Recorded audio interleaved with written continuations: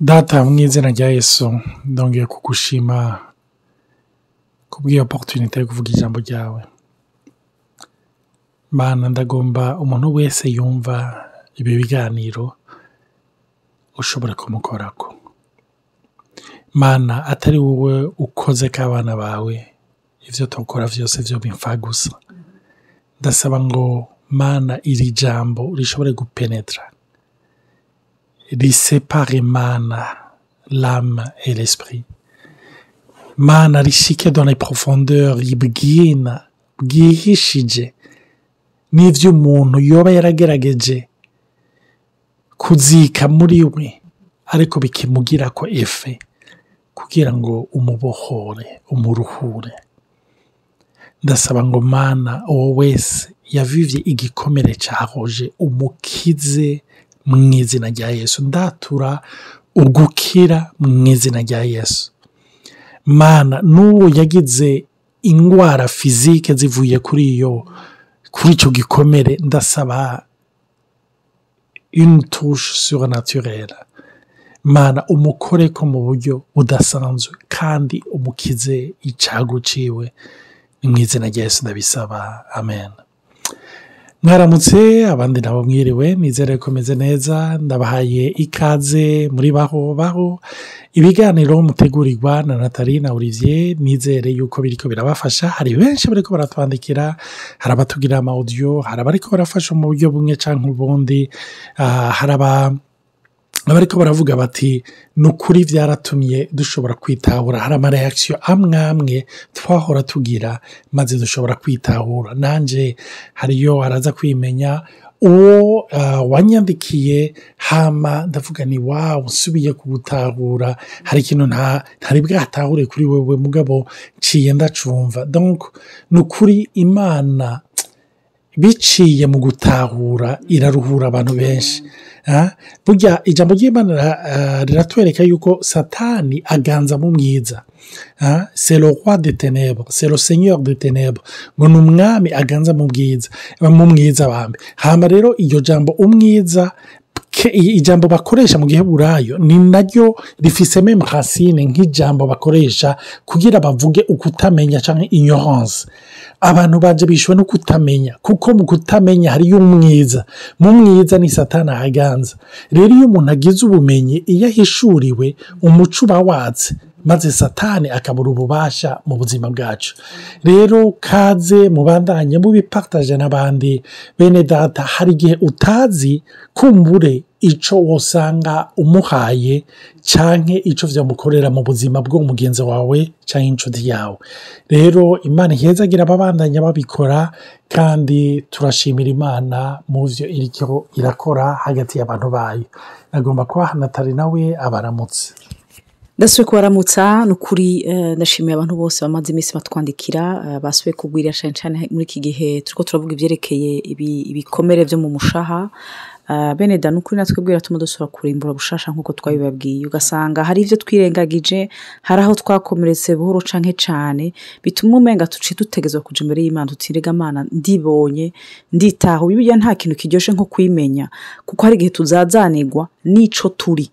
Hari abantu benshi abumvirije amasenima kuvyerekeye vyo biganiro kuvyerekeye ibikomere bavuga bati nukuri ubu ndikunze nditahuye. Rero niyo umuntu yimenye ko agwaye aravuga ati bwa undi sindi umusazi, bwa undi ndi normale. En fait rero ndabona ingene noreka n'Imana. Burya hari n'igihe n'Imana ishaka kutuvura, ariko ko tutatahuye deja ni diagnostic dufise imitima yacu, ugasanga dusa nk'abayihagarika nk'abayigora mu kutuvura. Rero mubandanye mudusengera bene data. Nukuri ndasavye nshimitse abantu bose bashobora kudushigikira duterera amasengesho, kandi bongere basengere n'abantu bumviriza izino audio vy'ukuri zishikira uwikenewe gushikirwa kandi akenere gubohoka yumve ari muruke. Amen.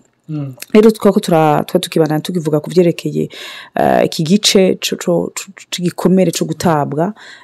Ni igikomere kibabaza, nico gituma twafashe umwanya munini, kandi baza yuko je nivyo ndakunda gushaka ko ibintu tubipanga kuno canke ukundi. Mugabo birakenewe yuko dufata umwanya none Olivier afa passé twaravuganye kuvyerekeye twaravuze cyane kuvyerekeye umuntu afise ico gikomere ca rejet twaravuze ko avuga gake n'umuntu asa nk'unumye n'umuntu asa nk'umuntu afise abagenzi bake adashwashwanutse umenga yikumiriye naho yo bakora handi naho yo umenga asa nk'akora kuko twarabonye ko umuntu ashaka gukora ibintu by'ubuhizi yamashaka kuba parfait mu vyo akora byose mugabo curieusement n'umuntu afise abagenzi bake uba phlegmatique bavuga make ariko muri rusange usanga afise abagenzi baba sanga abantu umenga basa nk'abo bavugira kandi bararyohererwa kuba bafise abagenzi bavuga mugabo yakomeretse spécialement n'umuntu umenga arasohoka ashaka kuva mu bantu nkuko umenga aratinya ikintu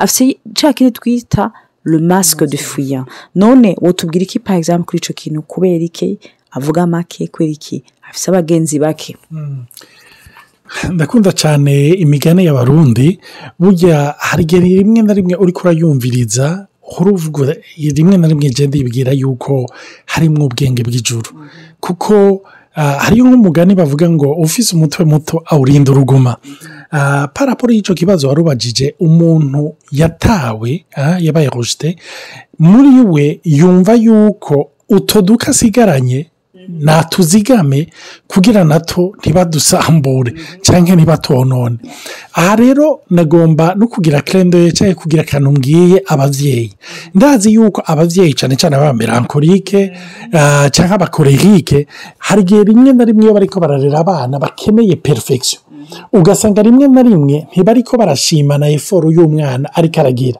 kenshi ikintu kici kiba umwana acakurana umutima wo kumva yuko ari rejet aha rero iyo turiko turavuga igikomere cyo gutabwa umve hari abantu bakomeretse kuko batawe hari n'abandi batatawe mugabo biyumvisemwo yuko batawe kandi batatawe atari ivyo ibi ni vyiza yuko navuga tubishimangira hari abantu batawe kuko batawe izo été réellement rejeté ariko hariyo n'abandi biyumvisemwo urumva donc bagira perception nkaho umenga remarque babahaye cyangwa ijambo cyangwa attitude babagize ko yuko abantu babataye ni naco gituma rero abavyeyi turiko turavuga nk'aba melancholique n'abakorerike nuko wibuka yuko umuntu wese arafise amarimite ivyo kenshi ari rigiye mu mwana bici bimuremamwo ikintu cyo kwama abesha nukuvuga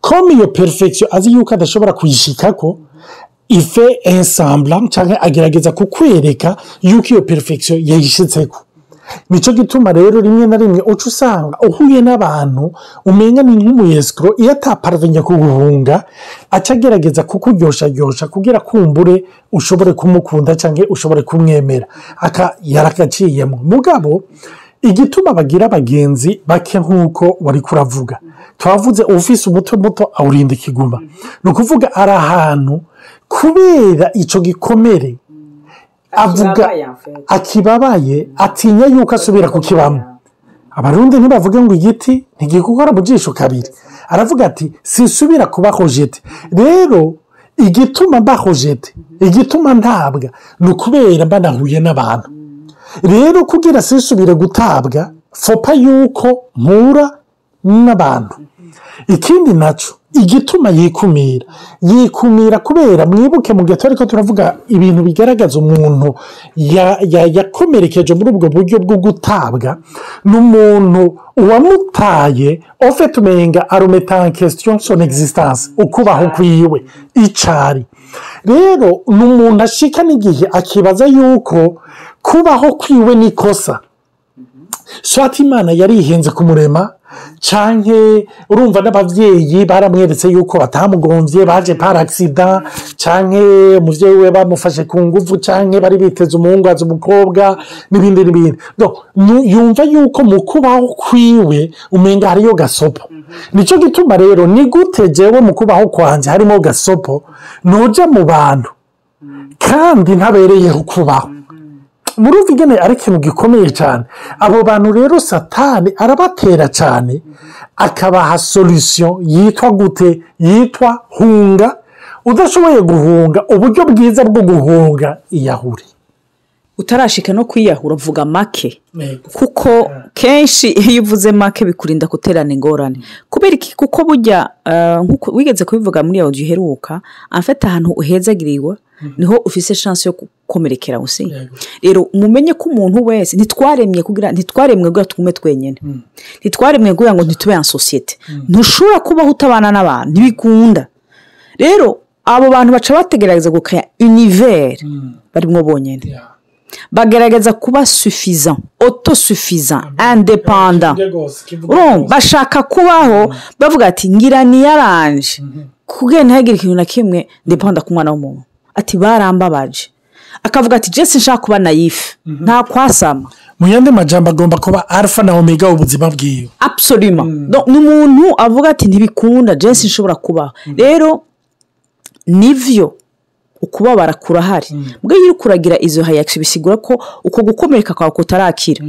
kuko iyo wakize naho bagukora ko kuri ico kiguma ntaco wumva haba si juste cicatrice yibutse yuko nivyo wakomeretse mugabo niyo wikubaba niyo ugise ya mentalite après 10 ans 15 myaka 15 30 bene data igikomere by'ukuri gikizwa n'Imana ntigikizwa yuko cahojeshejwe n'umwanya nico gituma abantu benshi bashaka kuvuva mu bikomere yarakiri muto hakamena imyaka 10 15 20 avuga ati jengira nje kubaka narababaye mu buzima ebaye nagira mariage na Olivier cyaye komere cyaho jazoshaka ikuraho nzovyara abana turyoherwe nkire univers yanje ndemi vyanje aho nzopanga uhako kuba umumelancholique pratiquement ariko ukibagira ko bidashoboka ntibikunda ntibishoboka rero malheureusement uca usanga ugumukreya ca kindi kigukomeretsa amen ico uvuze kirakomeye cyane ndiko ndasoma ivyerekeranye n'abahinga banditse ku bintu vy'ibikomere mu marecherche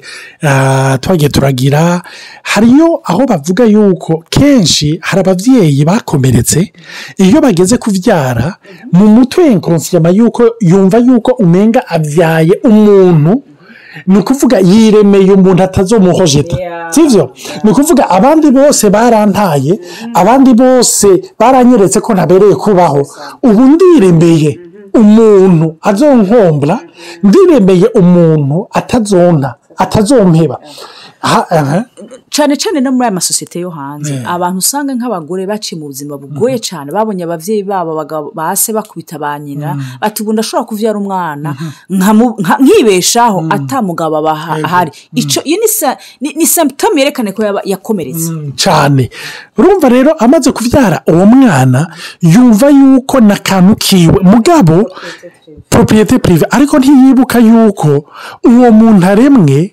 n'umuntu Imana irungitse ku isi irungikanye mission irungikanye personalite yiwe nukuvuga uwo muvyeyi acagomba yuko uwo mwana agira personalite we yifuza ingorane rero iyo cyavukana personalite yo wamukomerekeje canke mu maso urumva nimba ari se yamukomerekeje uwo mwana agasa nasi nimba ari umutonto agasa n'umutonto nukuvuga chaque fois abonye uwo mwana yibuka ico gikomere ciwe nawe yarazi yuko aronse umuntu aruhukirako nico gituma nagomba kubabwira abantu muri ko muranyumviriza mwese muri ko muradukurikira nagomba kubabwira akaruhuko kari muri Yesu niho honyene ibi rero tuzobibona mu yindi audio ikurikira apana ikurikira après kuko après tugomba kuzogira audio aho tuvuga tuti mbega ni kubera iki abantu batabwa tuzobivugako ariko rero iki kintu no kugitahura yuko nimba ufise umwana ntufise umwana azokwibagira ibikomere oya ushobora kugukiza ibikomere nuwakuremye nukuzi nukumetriza uwo ni wowe wenyine ashobora kugukiza ibikomere noneho na riski hari nuko aho ushaka kumukomeretsa kurusha kuko wamushaka kumurinda ariko urinda wenyene ni Imana hamikiri naco buje turakunda kuvuga kandi warabishimangiye ko cyane yuko icaha cavuye canke igikomere cavuye cyane kuko twacumuye donc Adam na Eva bacumuye dans le jardin d'Eden urumva baragize ikibari yicamo cyo kumenya iciza n'ikibi mu kanya gato basanga bari gusa mu kanya gato barumva bakumva muri bo yuko batakiri kumwe n'Imana. Rero umuntu yabaye rejet igituma gumana wenyene noneho aragerageza agashira inzitiro zose ashoboye kugira yirinde ko abantu baramukomeretsa. Bisigura iki? Ko gumaje cacamwa cyo kumenya iciza n'ikibi ngo yakije ugene ho tuzogendana oya bigenda biretse oya hajya sawa gutemberera hajya abarundi bavuga nabi yo abarundi ni babiyo nta murundi donc niko bimeze. Ego abantu bose barafise intege nke zabo ni kuzimenya kuko nawe nturi parfait mais hari gihe utinya abantu ugahunga abantu ugategura ibintu kugira wirinde kutababara kugira ntusubire kumererwa nabi ako kibaza yuko ngo abandi ni bagutera ivyo bibazo kandi kibazo kiri muri wewe ukunywana n'Imana by'ukuri niho vyukurukira. Ibinye tobigereranya na yamababi Adamu na Eva bagerageje kwifuka. No kuvuga ni solution humaine à un problème spirituel. Sivyo? No kuvuga ni nyishu y'umuntu ku kibazo cy'impuhemu. Donc ni ibintu bidashobora guhura namba. Ntibishobora gukorana na gatoyi. Nico gituma ugiye kuraba no mu kindi twavuze ducisha ko kigaruka muri ico kibazo bari kurabaza ni kubera ikasa n'uwikumira asa n'uja kure n'umuntu atagomba yuko aba sur les projecteurs. Donc agomba kuja ahantu ntaboneke kubera iki kuko atinya gusubira gutabwa. Rero kugira ntasubire gutabwa ife yuko abara ahantu hari wenyene. Ugiye kuraba nko mu buzima bwabo twavuze abantu tubona bakomerekejwe n'ico gikomere cyo gutabwa turabona nka Yosefu naho ubona batubwira bagenzi biwe. Ugiye kuraba nka Dawidi aho batubwira umugenzi wiwe ni Yonatani umuhungu wa Sawuli yagerageje nawe ugiye kuraba ukavyiga neza c'était une connexion divine mu buryo budasanzwe n'ahandi kubera y'amahunga turabona yuko yaba mu masenga yibuye no mu mashamba n'ahandi. Donc yarika iri particulier mugabo kuri Dawidi yari guhunga physique mugabo umuntu yakomerekejwe no gutabwa mu muto wiwe y'amahunga. Nico gituma nagomba kukubwira wewe wakomeretse ni vyiza yuko ugaruka ukavuga uti hayize imyaka niruka maze imisi mpunga narashize mu kibanza narubatse mwira izo mproteja naragiye kure yabo nibaza ko bankomeretsa ariko abo negereye nabo nasanze bankomeretsa ahubwo nsanga nanje ndanikomeretsa none nigiki niyihe nyishu nigiki nokora kindi. Nico gituma nagomba kukubwira hari ubutumwa bwiza ubwo nabwo tuzogukubwira tugomba kuzogira indodyo tuvuga kugituma abantu batabwa. Nagomba guhana tarasozere nashaka no kuvuga yuko non seulement abantu barashaka kuguhojeta ariko hari n'ama circonstances umenga arakurojeta. Waragiye mu ishure kumvo imwe canke zibicanke zitatu waratemutse kenshi canke hari ikibazo canke kikugora canke hari ahantu ku kazi iyo dossier ishitsemwo umva bimerewe nabi bigakrea sentiment ya rejumenga ya domaine wapi. Rero nongaho hari gihe bitera isentiment ubwoba panique gati ntibishoboka ikintu navyo nzovamo. Rero ni vyiza ko umuntu atahura akabona yuko ibigutera ubwoba byose ntibije kukwica ahubwo bije guhevera gushira habona yamabuye peut-être baguteye yahoje ngene wababaye. Rero Yesu abahezagire cyane mwakoze kubana natwe ndashimiye abantu bose bamaze imisi batwandikira kandi ndasenga ngo Imana n'ukuri idukoreko idukize idukuze kuko beneda uko tuzokira turi benshi n'imiryango yacu izokira kandi n'ibihugu byacu zishobikira. Mugira umunsi mwiza canke umugoroba mwiza bivanye naho muri. Amen.